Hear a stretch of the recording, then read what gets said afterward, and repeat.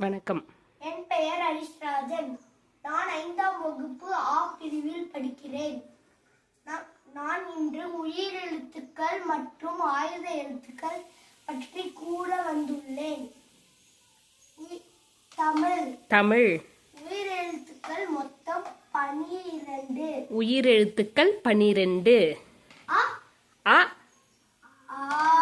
ஆ இ ஈ